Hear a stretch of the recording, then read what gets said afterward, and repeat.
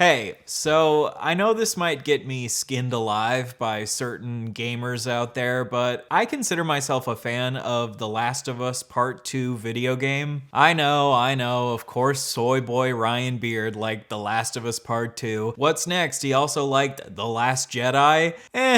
It was okay. I don't think The Last of Us Part 2 was a perfect video game by any means. I think it dragged in certain points, some parts felt a bit unfocused, and I think they crammed too many characters into the game. But overall, I thought the story was really interesting, I thought the graphics and the performances were great, I thought that the gameplay was fun, and I just liked that the game wasn't afraid to take risks. I would say that most sequels to video games play it pretty safe, so I just appreciated that the game wasn't afraid to take risks. I'm usually someone who likes when stories take big risks. I like the killing of Ned Stark and the Red Wedding in Game of Thrones, and I like that they killed off Joel in The Last of Us Part 2. I'm sure I would have also enjoyed a sequel that played it safe and didn't kill off Joel, and I agree that one of the best things about the original game was the relationship between Joel and Ellie, but in a world that's supposed to be as brutal and unforgiving as The Last of Us, I thought it made sense to kill off Joel. Now, taking big story risks isn't always a good thing. It was a big risk to bring back Palpatine in Star Wars Episode 9, but it was also dumb as hell. I think in order for a big risk to pay off, it has to make sense within the context of the story. In Game of Thrones, Ned Stark chose to stick to his morals and be merciful towards the Lannisters, even though the Lannisters are heartless dickheads. And because they're heartless dickheads, it made sense that this came back to bite him in the ass, which ended up getting him killed. And in The Last of Us, Joel chose to stick to his morals and rescue Ellie, even though he had to kill a bunch of people in the process. And it made sense to me that the relatives of the people he killed would want revenge for this, so it made sense to me that he ended up getting killed. I definitely think there are some critiques that you can make of the story, like Joel being too quick to be trusting towards Abby, which felt like it was out of character for him. But I have just never understood this argument that killing off Joel must mean that the creators of the game hate the fans. And I have also never understood why this game became such a big culture war debate. If you like The Last of Us Part 2, then you must hate men or hate straight people or think that all women should be buff as hell. And now with season 2 of The Last of Us TV show coming out, I'm seeing a lot of this old discourse start to bubble up to the surface on the internet again. A lot of anti-woke YouTubers assume that everyone would hate season 2 of The Last of Us TV show in the same way that they hated the game, but so far it's been getting really good reviews on IMDb. As of recording this video, the second episode of the show where they kill off Joel has a 9.4 rating on IMDb, which to me shows that these dudes who absolutely hate the second game with a burning passion are actually a lot more in the minority than they think they are. Again, I am not saying that I expect everyone to like The Last of Us Part 2. I thought Nakey Jakey brought up a lot of good criticisms in his video that he made about the game, but I do think it's dumb to criticize the game because you think that the creators hate the fans because they killed Joel, or you think the game is disgusting because there's a trans person in it, or Abby is too muscular, or the game promotes race mixing. And moving forward, I just hope that the discourse around this game and this TV show can start to be a little bit more, I don't know,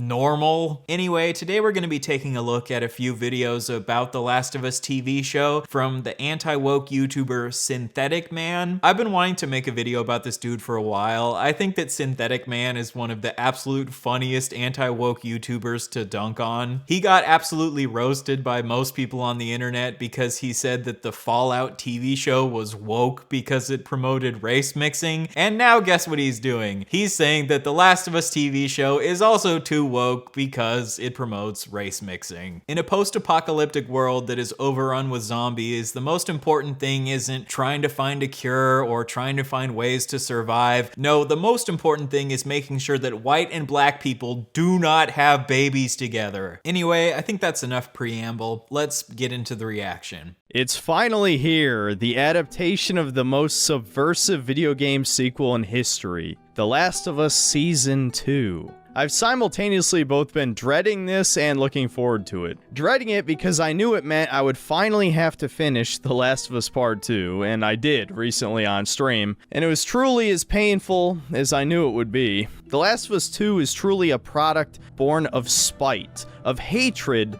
of the audience, of all of the fans who loved Joel from the first game. So as you can see, he agrees with the typical talking point that the second game absolutely hated anyone who loves Joel as a character. I'm someone who loves Joel as a character, but I never felt like the game hated me. Did Game of Thrones hate everyone who loved Ned Stark because they killed him off? And I'm not just talking about him dying near the beginning. There's a lot of elements of that game, especially how Ellie treats Joel in the flashbacks, that makes it clear that Druckmann despises all of the people who would dare save their surrogate daughter instead of save what's left of human civilization. You think Neil Druckmann, the creator of the game, despises anyone who would save their surrogate daughter instead of saving humanity. Yet, literally a month ago, in an interview, Neil Druckmann said, "If I were in Joel's position, I hope I would be able to do what he did." How can he hate everyone who agrees with Joel's decision while he also agrees with Joel's decision? Are you saying that you think he hates himself? Joel is supposed to be seen as a morally complex character. Ellie being rude to Joel doesn't prove that Joel made the wrong decision. Ellie is also a morally complex character, and you're not necessarily supposed to agree with every decision that Ellie makes. Ellie definitely makes a lot of questionable decisions later on in the game, and you as an audience member are not necessarily supposed to agree with every decision that she makes. I think it makes sense from Ellie's perspective that she's mad at Joel because he lied to her and he potentially took away her chance to save humanity. And I think it makes sense from Joel's perspective that he would be frustrated with Ellie because he doesn't think she should be mad at him for choosing to save her life. Having two conflicting characters where you can understand both of their motivations while not necessarily fully agreeing with either of them makes for interesting storytelling. I just do not understand how you can play this game and think that Ellie being rude to Joel means that you as the player should disagree with Joel. This is just such an overly simplistic way to view complex characters. Now, I'm not going to go over that again. I think I covered my opinions pretty thoroughly back when I reviewed the first season. But obviously I sided with Joel, and I really despised how the show removed a lot of the ambiguity as to whether or not a cure would even be made by killing Ellie. But still, now we have the aftermath, The Last of Us Part 2. And even though it released 5 years ago now, it still feels like it was yesterday when it was leaked that Joel gets killed in the beginning of the game, and thankfully, the majority of people decided not to buy The Last of Us Part 2. Now, of course, there was a lot of misinformation saying that no, supposedly the game sold extremely well, even though the game sold 4 million copies in its first month, which seems like a lot. But then 2 years later, it had only sold 10 million compared to the first game's 30 million. And no doubt the budget for the second game was much higher. Yeah, the second game wasn't as popular as the first game, but I don't think popularity necessarily equals quality. Like, The Force Awakens is one of the highest grossing movies of all time, but I don't think that that means that movie is great. And again, I prefer something like The Last of Us Part 2 that isn't afraid to be super different than the first game, as opposed to something like The Force Awakens, which felt like it was just a rehash of the plot of Episode 4. In the fourth movie, we blew up the Death Star, but now in the seventh movie, we're gonna blow up an even bigger Death Star. And I also appreciate TV shows like Game of Thrones or The Last of Us that kill off main characters and have them actually stay dead, compared to properties like Marvel, where whenever a main character dies, you can be safe to assume they're gonna come back to life at some point through use of the multiverse or whatever. Again, I just generally prefer HBO shows that aren't afraid to take risks compared to whatever Disney is putting out these days, where they're recycling the same plot over and over and over and over again. I'm not saying this dude Synthetic Man loves Disney or anything, he probably doesn't, but dudes like him who freak the fuck out and review bomb any TV show or movie that does decide to take risks is one of the reasons why Disney chooses to play it so safe and never take risks. And knowing all of this, and also knowing the fact that Neil Druckmann is directly working on the TV show as he did with Season 1, I knew that people are going to definitely end up hating Season 2, unless they make drastic changes to the story. And just based on Episode 1, it doesn't really seem like they changed much, except a lot of the out-of-order flashbacks that appear later in the game are now in the very first episode. Like the famous dance scene, you know, the one where Dina asks if she smells bad? Oh yeah, that line's still in the show 1-to-1. So clearly Druckmann hasn't learned anything. He still thinks it's hot for two lesbians to smell each other's odor. What? You're saying that you don't think it's hot for lesbians to smell each other's odor? You're acting like you don't have a lesbian fart fetish. Come on, it's 2025. These days, everyone's got a lesbian fart fetish. This line in the game where Dina asks Ellie to smell her is not supposed to be hot. It's supposed to be sarcastic banter. Sometimes when you're flirting with someone, you make like a sarcastic comment because you're negging them on. Have you never made a sarcastic joke when flirting with a woman? I mean, I'm gonna guess that flirting with women is probably not this dude's strong suit, so maybe that's why he doesn't understand sarcastic banter. Especially when one is hideously ugly. And I might as well address that before we get started, because there are a lot of morons, a lot of tourists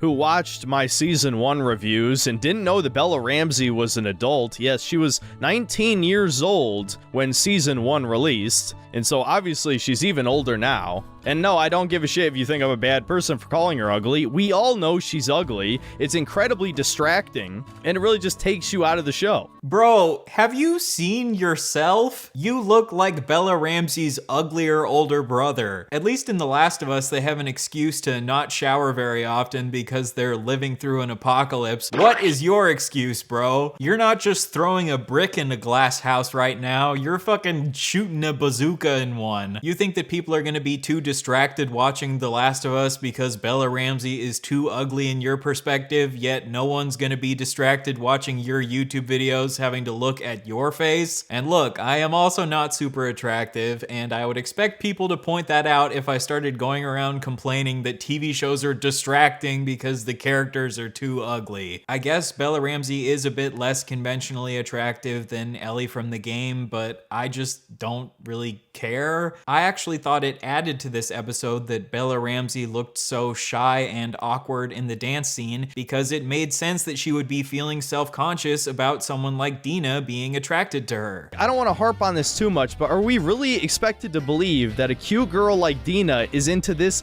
disgusting goblin butch lesbian? I mean, really? Contrary to what you might think, in the real world, sometimes people actually do date other people that are out of their league. For example, me and my girlfriend, or you and if a woman ever dated you. And to address another thing that I know is going to come up, as plenty of people told me I'm racist for pointing it out in my season 1 review and my Fallout TV show review. Yes, blackwashing and miscegenation are absolutely woke. If it's being shoved into every goddamn TV commercial and movie, despite being a relatively rare phenomenon in real life, you don't think that's propaganda? Can you not think of a single reason why maybe that's being shoved in your face? If you don't understand how that could possibly be part of the message, I don't think you even know what the message is in the first place. Oh no, the message. I can't escape from the message. All these TV shows are manipulating me into having mixed race babies so I can destroy the white race. Bro's really out here complaining about miscegenation in 2025 like he's some sort of 1800s plantation owner. So Synthetic Man's perspective is that part of the message is that Jews in Hollywood are trying to get white people to sleep with black people to weaken the white race. These Jews want to create a mongrel race that is half white, half black, because this will make it easier for Jews to take over, and the proof of this is that there are so many interracial couples in TV shows and movies. And I'm not speculating about this or making some sort of false accusations against Synthetic Man. Here is a clip of him directly saying it. Let's say, hypothetically, you were trying to create a race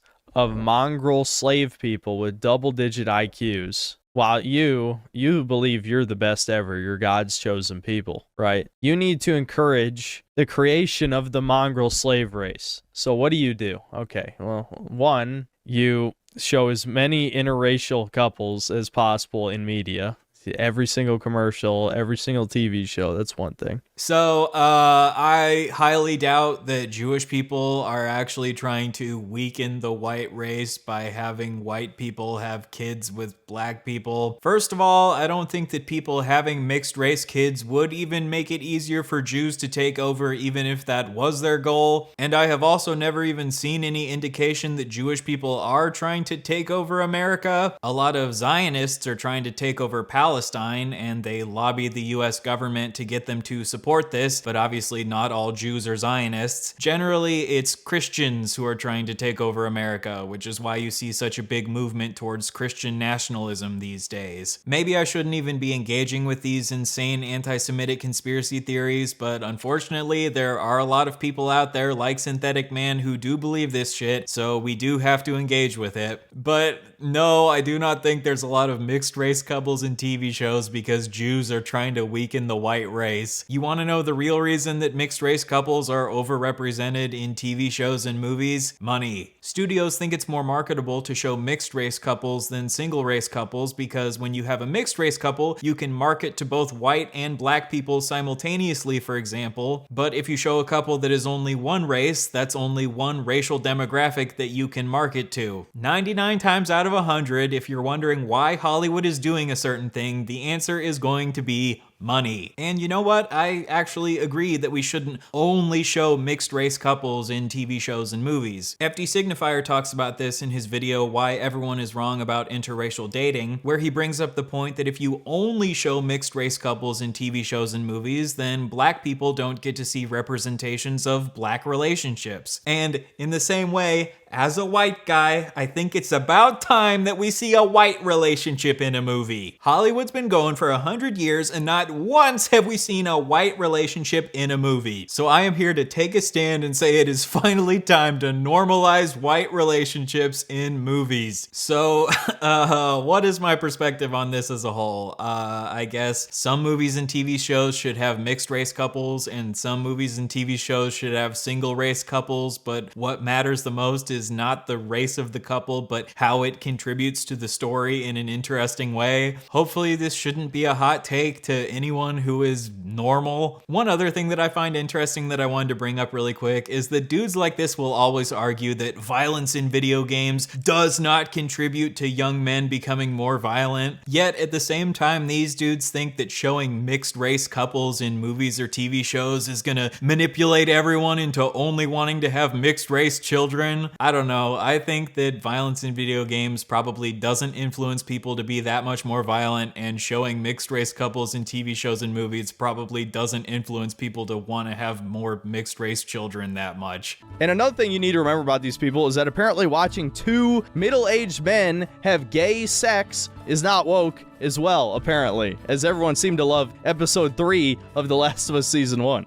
Yes, gay men having sex is not woke. Gay men having sex is actually anti-woke, because think about it. Which group of people is the most woke? Women. And when gay men have sex, there's no women involved. So I would argue that the most anti-woke society possible is one where every man is gay. Now, let's kiss. But anyway, enough preamble. Let's get into episode 1 of The Last of Us Season 2. So it actually begins with a new scene unique to the show where we get to see the survivors of Joel slaughtering all of the Fireflies, and we get to meet the actress who plays Abby. And I'm not going to make a judgment based on her appearance just yet, even though I've already seen pictures of later episodes, and no, she never looks nearly as jacked as Abby, and we all know the reason why. It's because the actress wasn't willing to take steroids to get arms as large as Abby's. Sorry, ladies, I don't care how much chicken, broccoli, and rice you eat, you're never gonna get arms like that without anabolics. Morons who've never touched a dumbbell seem to believe that women have just as much muscle building potential as men. It's not even close, guys. Who exactly said that men and women have equal muscle building potential? Obviously, on average, men are going to be able to build muscle way more easily than women can. And yeah, it's possible that Abby in The Last of Us Part 2 took steroids. If the Fireflies are able to synthesize a vaccine, then why wouldn't they also be able to synthesize steroids? The reason they had Abby get so buff in the game is because they wanted to show the lengths that she was willing to go to in her obsession with wanting to kill Joel. Obsession is one of the main themes in the game, and I do think that obsession could lead her to wanting to take steroids. It's just very weird to me when all these people are like, it's so unrealistic that Abby could be this muscular, when there obviously are women that are this muscular in real life. And in the game, they make sure to show the gym that she's been working out in, and I do think it's possible that she's also taking steroids. I don't know, I've just always felt like the Abby is too muscular muscular criticism is very weak. So yes, unfortunately, Abby is not the muscle monster that we all know from The Last of Us 2,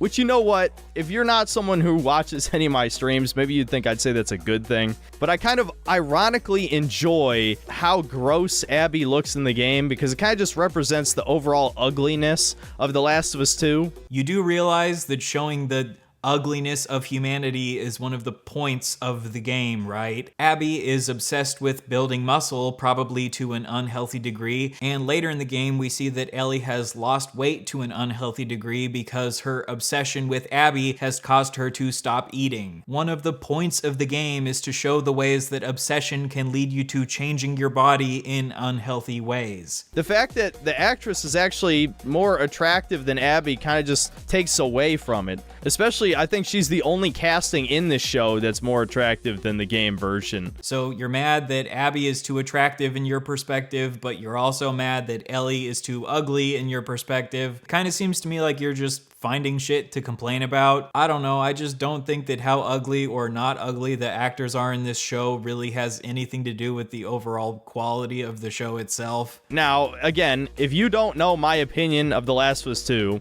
by the end of the game, I actually sided with Abby over Ellie because Ellie becomes such a fucking bitch in the game, and she does the same in the show. We'll get into that later. Because she just fucking despises Joel for making the correct decision, save her life instead of sacrifice her for a arguably useless cure. Again, not going to get into the same arguments I made back in season 1, but I still feel the same. Ellie is such a goddamn bitch, you end up hating her by the end of The Last of Us 2, trust me. Yes, that is one of the points of the game. You are not supposed to agree with every single choice that Ellie makes because her obsession leads her to making irrational choices. I think it makes sense that she's mad at Joel because Joel did lie to her, and I also think it makes sense that her obsession leads her to doing a bunch of fucked up shit, but you as a viewer are not supposed to agree with every single decision that she makes because in the real world people are complex and sometimes make stupid, irrational, emotional decisions. When you say that you don't think Joel did anything wrong, does that include lying to her? You don't think it's wrong at all that he lied to her, and you don't think it makes any sense that she could be mad at him for lying to her? And we also get to meet Jesse, the Asian cuck character,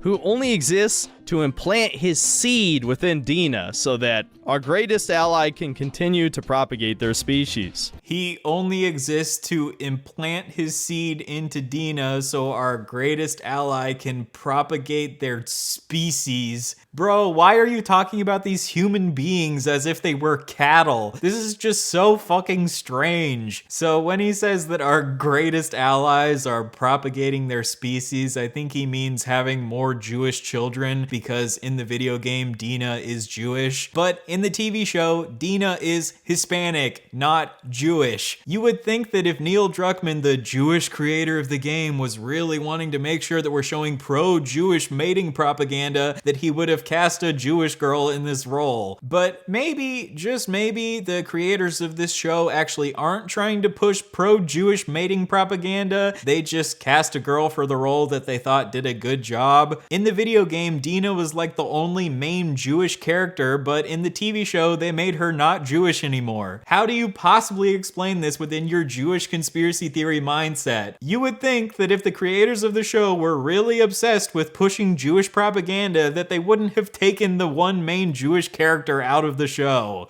And you might think I'm joking, but no. Fucking Jesse does nothing in The Last of Us Part 2. He even dies like a bitch, just so that two lesbians can raise a half Asian, half Jewish child. Not propaganda, though. But in the TV show, the baby is not going to be Jewish anymore because Dina is Hispanic, so your entire narrative falls on its head. Unless you think that an Asian person and a Hispanic person having a baby together is somehow pushing Asian-Hispanic miscegenation propaganda. I cannot even follow this insane shit. And in the scene right after this, we see Joel interact with Dina, Big Schnauzer's self, except there's only one problem. This woman's nose is normal sized. What? This is the worst miscasting since Ellie. So now we're complaining that the Hispanic girl that they cast to play this role doesn't have as big of a nose as the Jewish girl that played the role in the video game. Do you have any fucking commentary to give outside of just talking about people's appearances or races? And then in the scene after this, we are reminded that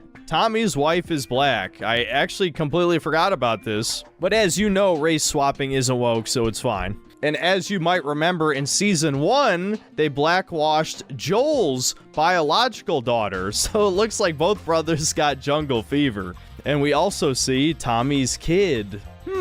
Interesting. Oh no, now the show is promoting pro-Hispanic and black mating propaganda. Isn't your perspective that the Jews are trying to get white people to mate with black people, but now you're mad that Hispanic people are mating with black people? Why would you be mad that Hispanic and black people have mixed race children under your worldview if you already view them both as inferior races? None of this makes any fucking sense, dude. Maybe, and I know this is insane, just hear me out here, maybe sometimes people of two different races meet each other and fall in love and have children together, and there's nothing wrong with that. This is not propaganda, though. I'm just a racist. No, Synthetic Man, I don't think you're just a racist. I think you are also stupid. So far, we're only 10 minutes into his video, but I think I've had just about enough of this. Later on, he says that everyone is gonna hate the second episode where they kill off Joel and the viewership is gonna fall off a cliff. In any case, I expect a severe drop-off in viewership as soon as they kill Pedro Pascal. You know, kind of like all the fucking refunds there were for The Last of Us 2, and for all of us who were smart enough to view the leaks a month beforehand, all the purchases that never happened in the first place. But as we've seen, the second episode has a 9.4 on IMDb, and in general, the public seems to be enjoying the second season. It turns out that most normal people aren't locked in a mental prison where they're constantly looking around trying to find race-mixing conspiracies everywhere. But of course, he'll say that this is just because they're normies and they haven't woken up to the Jewish question or whatever. Look, if you enjoy analyzing media only through the lens of whether or not certain female characters are attractive enough and whether or not certain races are mating with each other, you can feel free to keep doing that, but I prefer to analyze media through things like story and subtext and themes and cinematography and acting, yada yada yada. I just think that this alt-right mind prison that this dude has locked himself into seems like a very sad and miserable experience. And I don't think the TV shows are promoting race mixing because Jews are trying to weaken the white race. I think that a lot of TV shows just have mixed race couples because they think that's what's marketable. I promise you that if showing mixed race couples stopped being marketable, they would stop doing it because Hollywood only cares about fucking money. And all I know is I'm gonna enjoy watching the rest of this season without being perpetually obsessed with attractiveness and race. I'm sure there are tons of valid criticisms to be made about The Last of Us Season 2, but if you're gonna make criticisms, just try your best to not make them as stupid as this moron's. Anyway, thank you for sticking around till the end of the video. I would really appreciate if you would consider supporting the channel on Patreon or supporting the channel by becoming a member down below. I'm going to be posting videos that are exclusive for Patreon members or members of the channel to make sure that you get a good bang for your buck. Supporting me in this way helps make it possible for me to take on more risky artistic endeavors, and it just helps me feel a bit more financially secure during these insane times we're living in, but obviously no pressure whatsoever. And with that, I will see you next time.